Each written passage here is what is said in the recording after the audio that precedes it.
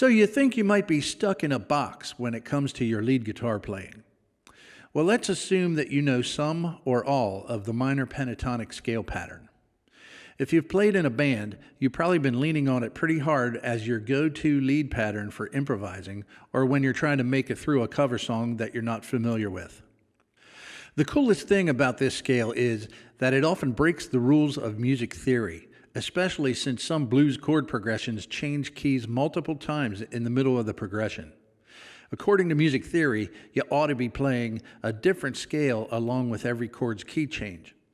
However, the minor pentatonic mysteriously sounds cool over top of the entire progression with rule-breaking notes that cause dissonance and conflicts that typically resolve by the end of the progression. It kind of parallels life. Break the rules and you're cool, stay in line and you're good and boring.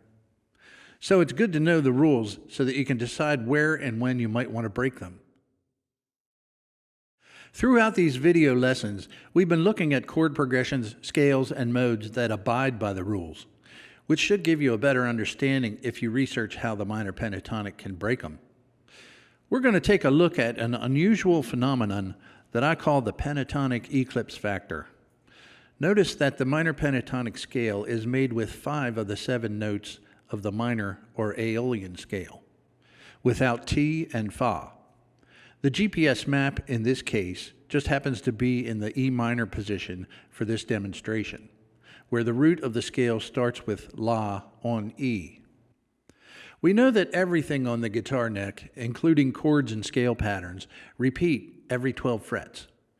But look what happens if we move the pentatonic scale up the neck while comparing it to the full E minor scale. The pentatonic eclipse factor shows that the pentatonic matches up with E minor scale notes when the root starts at La on E.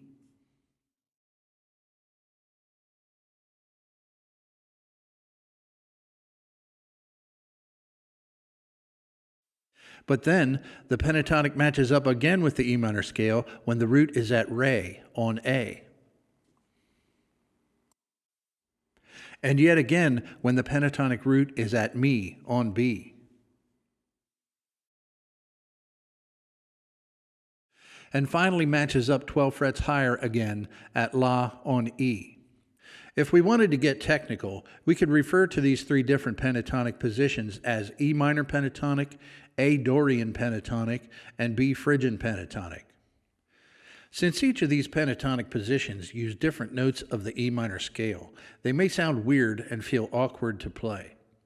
So even though you might feel as though you're stuck in a box, it might actually be that you're not stuck in a box, but the box is stuck in the wrong place. There's really no need to dwell on all the details of this. We just want to be aware that while you're trying to figure out where to use the minor pentatonic scale, you might accidentally stumble upon the 2 other positions. And now knowing this, you might choose to position the pentatonic pattern differently, or not. Another awesome thing is that when we simplify this concept and kind of reverse engineer it, we can experiment with 3 different modes around the same pentatonic shape. In some cases, you might be able to spice up your pentatonic scale with 3 different kinds of flavors for each of the different chords as they are changing throughout the progression. Try this.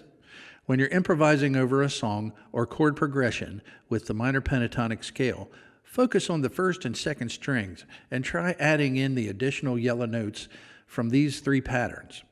As chords change during the progression, you may discover that you like one pattern for one chord and another pattern for another chord, and so on. You could potentially use all 3 patterns throughout one chord progression. So, blow up the box and get unstuck by expanding with the extra notes of the GPS map, inside and outside the box.